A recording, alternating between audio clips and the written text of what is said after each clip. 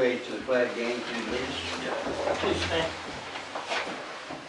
I pledge Allegiance to the flag of the United States of America and to the republic for which it stands, one nation, under God, indivisible, with liberty and justice for all.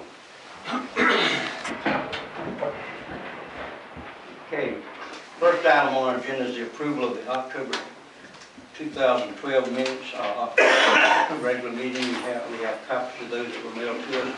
Are there any additions or corrections to these minutes? And if not, I would entertain a motion to approve. Motion that we approve the minutes from the last meeting after Allegence and our. Is there a second? Second. Any question on the motion? All in favor, aye? Aye. Oh, raise your hands, I'm sorry. Motion unanimous. We have a couple of zoning issues. This is one of the new things, isn't it, that we have to do now. It's in the central business district. Yes, We have to approve the city business license. We have Kim, is it Coombs? it's Kim's Cuts Cuts Salon. Salon at 310 East Scriven Street for she had a beauty shop there been one there for several years, and she's has taken it over. Can we do them both at one time? Yes, sir, if you'd And like. then we have Devane Realty at 111 East Scriven Street, and of course that's for purpose of real estate. You have all the information about these and all the requirements that we have for us, what the business is, the type of business and everything. Any questions on these applications? Yes, I have something. On the initial business occupation tax application for Devane Realty on page 1-3. The approvals were done on the zoning administrator check approved and the fire department check approved, and there's no check mark on the sheet for these. Do we have a system, or because there's a line supply? All those, she just made me copies to give to you guys for the initial, for your guys' approval. But until everybody has signed it and approved it, it is not issued. But it's circled. He just circled instead of checking. Oh, okay. All right, I was looking at the Right. block that was supplied with an X or a check or something in it. Okay. And I noticed excuse me, E-Verify private employee affidavit.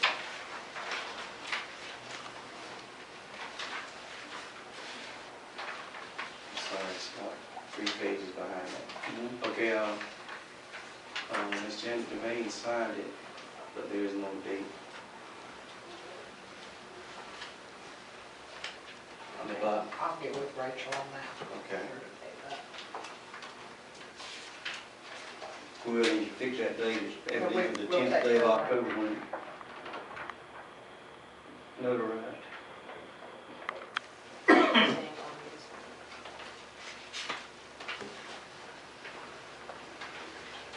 Any other questions or anything that needs to be?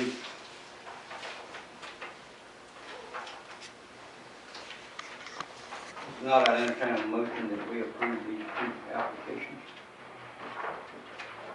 I make a motion that we approve both applications, the application for Kim Cuts and also for Devane Realty, both on Scriven Street downtown. Is there a second to the motion? Second. Any question on the motion? If not, all in favor, raise your hands, please. Unanimous. Okay, city clerk's report. I've provided you with summaries of revenues and expenditures for the month ending September 30th. The normal percentage rate for this portion of the fiscal year should be at 24.99%, or hopefully under for expenses and over for revenues. So if you have any questions about them, about those reports, just please see me. Also have given you on the table accounts payable, manual check, and journal entry reports for the month of October. Just to note that property tax bills were mailed out during the month of October, and payments are coming in really good this week. Alcohol license renewal notices are being mailed out during the month of November, and the renewals will be placed on the December agenda for your approval. The ARA grant, the 2009 SVB 90088, which is Project Preemptive Strike, will close out on November 20th. And we had no depository accounts opened or closed during the month of October. And just to note, I have called Malden and Jenkins concerning our audit report, and they are finishing up the preliminary report this week, and it will go through the various stages of review. And hopefully they're going to have something for us for your review by the December meeting. And that's all I have. Thank you. Thank you. Any questions of Mrs. Jarvis? Thank you for your, Yes, oh, go ahead. I was looking at this grant, and it's about to be renewed, but Uh-huh. are there any, was this $172,859, was it including the paycheck of the investigator? It reimbursed the city for his salary, his fringe benefits, for various supplies, office equipment. It was a very broad grant that we were used, could hire the investigator and equip him. Vehicle, just a lot of stuff. I have all that if you want to stop by and show you exactly what it did pay for. It was a very, very good grant. Does it look like they're going to reapprove it? Oh, no, it's over. I mean, it was an ARA grant, and, no, we will maintain that investigator for 2 years, a year. It's not a subsequent grant though at this point. It's not like a renewal grant. Right. Oh, it's just a one-time. Okay, so we're gonna maintain him one more year? The grant requires that we maintain him for at least 1 year after the grant expires.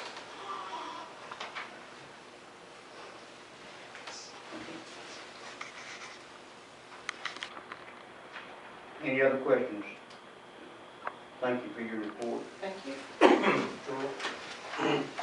Pursuant to the council's direction, I did discuss with Karen Wheeler, the director of the Quitman Housing Authority, several things. One of them, what they look for as far as someone that they nominate to be on the board. The question was asked, I think, at the last meeting. If it's Quitman Housing Authority, the directors on there all have to be from the city of Quitman, and their position is no, that since the Quitman Housing Authority serves people all over the county, in other words, people from Adams County could come in and take up residence in the housing authority, that they don't restrict themselves to just county residents as far as potential candidates on the board of directors. What they look for is people that are knowledgeable about the community and what the community needs, and have a burden on their heart to try to help those less fortunate and provide housing for the community. Again, they reiterated that they are independent, they're not subject to any control or by anyone, they're a separate entity in and of themselves. I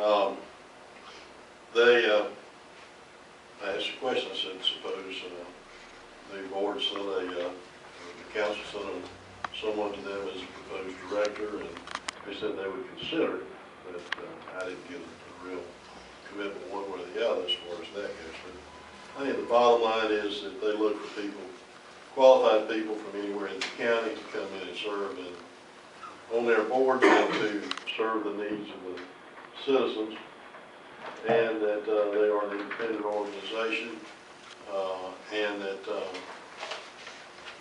our sole space or our sole purpose in this, of the councils, is to review the people that they nominate for director and either approve those or disapprove them.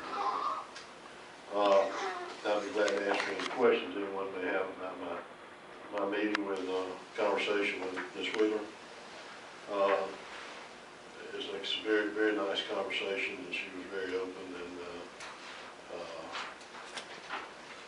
answer any questions that I have. As far as other things go that happened during the course of the month, we had an anti-lighting notice regarding a accident several months ago that we're dealing with. Met with the chief about that and handled normal inquiries and provided assistance to the office and even a couple of police officers for questions and other things of that nature during the course of the month. Again, I'll be glad to answer any questions anyway. Does anyone have any questions of Mr. Spencer? I just have one question in regards to the appointment on the housing authority.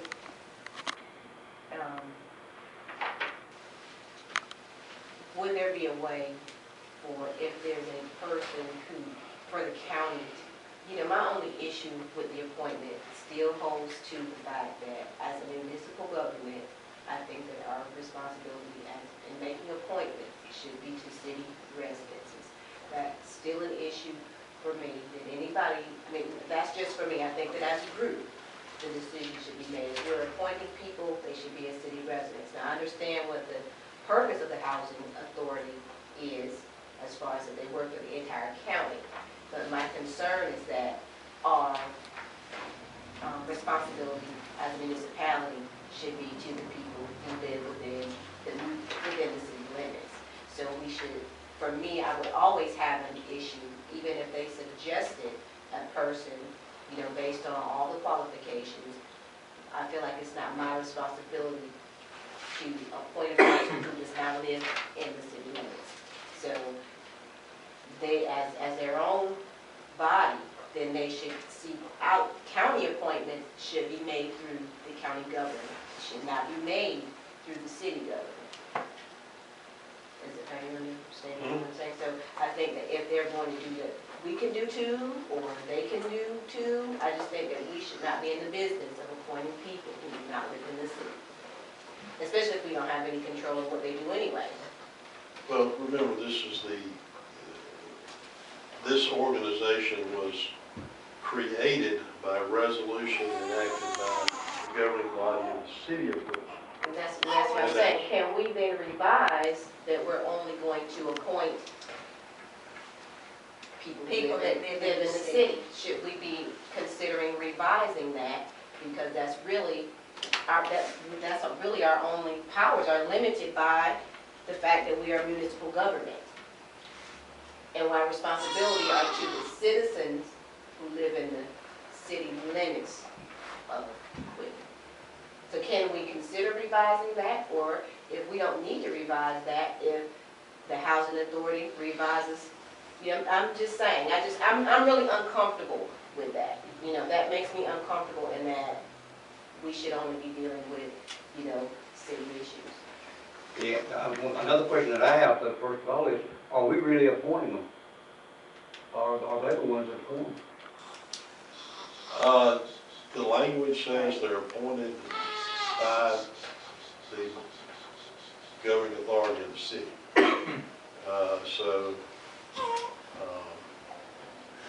And that's the same procedure that other housing authorities use, because they're all created under the same enabling legislation from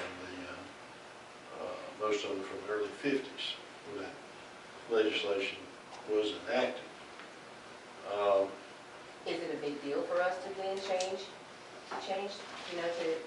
the resolution so that we're only appointing city people? Or should they just change their process as to who they suggest?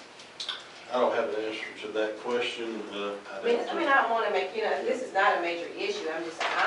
This is an issue for me. I'm just uncomfortable with it. Well, I would just suggest that we tell them that if they want us to approve somebody, give us a name, that it has to be somebody that lives in the city.